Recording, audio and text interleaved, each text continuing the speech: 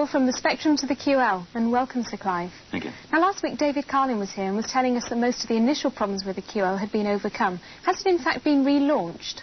It's been relaunched, yes, in the sense that we've now got all the software, we've overcome all the problems, I may say, not just some of them, but all the initial problems, and so we've relaunched in the sense that we've shown to all our dealers and to all the software houses everything that's available for it. We now have a very wide range of software and, of course, a wide range of peripherals from other manufacturers. Now, the QL didn't really address the mass market that you were hoping for in its sort of first launch. Is it mainly the software that you think is going to make it do that this time round? Well, I don't think it was just the lack of software last year that made the results less than we expected. It was the early teething troubles and the fact that we just couldn't make the machines in the early part of last year. But now we've sold all that, but even allowing for that, we sold over 50,000 machines last year, which is more than any other serious machine. Clearly, it's much less than the machine that sells principally on games, but that's not the category the QL is in. So we're very confident that it'll continue to be the very best-selling serious machine. Now, some of those 50,000, existing QL users have been writing to us. One problem they have at the moment is that you've now said that the QL Club membership is now free. And they've asked us to put the question to you, can they get their £35 money back? Well, we hope that they found the club valuable and they paid for it, so no, they can't. I mean, that was a deal we did then, and we've got a new deal now. So no money back for the existing users? No. Now, the QL does use a sort of a non-standard operating system. It also uses the microdrives that we were talking about last year. Non-standard. It's our standard, yes. And you could say that the Spectrum is non-standard, but because it's the most popular machine by far, then it is a standard in its own right. OK, but it's not compatible with a number of other machines that are available on the market. The question was really are compatible with each other. Right, but the question was really do you think that has addressed a problem that the software houses have had in terms of getting the software ready? No, not at all. The software houses have had a problem with our machine and with, say, the Apple Macintosh, because the 68,000 chip was a lot to bite off. It's a very much more powerful chip than the Z80 that we've used previously, or the 6502 that Apple have used previously. It's a very powerful chip indeed, and it's taken the software houses longer than we or Apple expected to come to terms with it. The exciting thing is, and the other side of the coin is, that having achieved that, having come to terms with it, they're producing some very dramatic software indeed, and it's now coming through with a rush. They've solved their problems. Right. Now, moving on from the QL, sort of slightly into the future, the most recent news from Sinclair Research is obviously of the Portable. Can you let us know or give us some idea of what its main features will be? Right.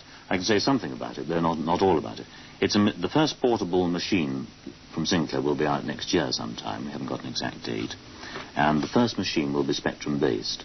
The reason for it being Spectrum-based is there's so much software out there already for Spectrum and such a large user base. I mean, there are millions of people, literally, that have Spectrums who we believe will be potential customers for the Portable. But the Portable isn't just a Spectrum repackaged. It's a completely new machine, which is Spectrum compatible. And my feeling about portables is that eventually all machines will be portable. But what holds that back at the moment is that today's portables are a severe compromise in at least two ways. One is the display just isn't satisfactory. Right. Most portables use a liquid crystal display, and wonderful as that is a technical achievement, the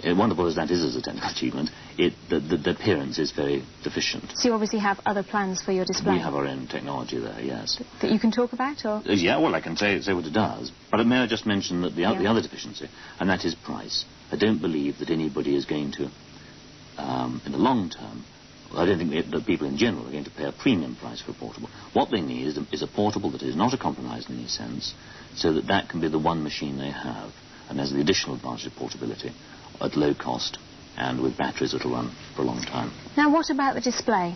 Well, our objective is to provide in a portable the same quality and appearance of display that you get in a monitor today, so that there's no compromise. And what technology are you going to use to do that? Well, that's our own in-house technology, and we can't reveal how we do it. So wait and watch this space, then. Yes, that's right. OK, now, at the same time, you announced news of wafer-scale integration. Can you give us some idea of what that is exactly? Wafer-scale integration is making your memory all in one wafer, as is normally done, but instead of chopping it up and putting all the chips in different packages and throwing away the good ones and putting the bad ones, putting the good ones onto a board, not a laborious process, keeping them all on the wafer. Now, wafers have imperfections, so you need some special technology to do that, and we have a world lead in this. We're the first people, we believe, who've cracked all the problems. And we will be bringing out our first wafer product later this year, which will be a plug-in Winster equivalent, if you like, for the QL. So it'll be a a small package that plugs into the end of the QL, does the same job as a Winchester, but is very much more compact, very much lower power consumption, just runs off the QL power, and of course much more reliable. It's got no moving parts. So you're getting completely away from the idea of, I mean, last week we were looking at micro drives and floppy disk drives as an alternative. You're going sort of 2 steps further. That's right. Into the wafer scale. Yes. We knew, of course, right at the start that one day the wafer scale would be there, and so we foresee the package being, micro drives for your program loading, and then the wafer scale giving you all this, the best, the highest speed in any drive of any sort, anywhere.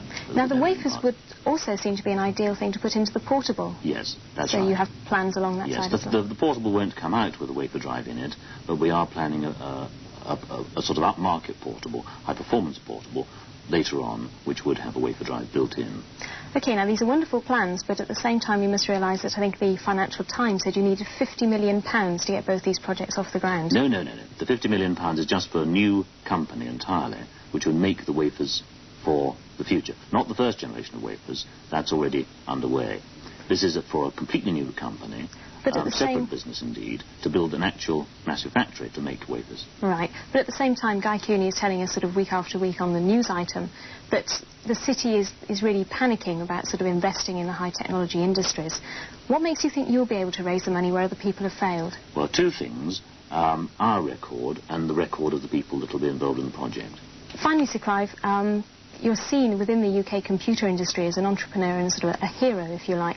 At the very beginning of the programme and the series, Guy Cooney asked for some ideas on the ultimate and perfect micro. Can we let the viewers have some idea of what your idea of the ultimate micro would be? It'll be in the house, and you'll be able to talk to it, and it'll talk back to you. You'll sit down in front, and it'll recognise you and wish you good morning and mean it and understand everything you say. And you'll be able to ask it about your health and any problems you have. Well, we look forward to seeing that, either from yourselves or from somebody else. Sir Clive, thank you very much.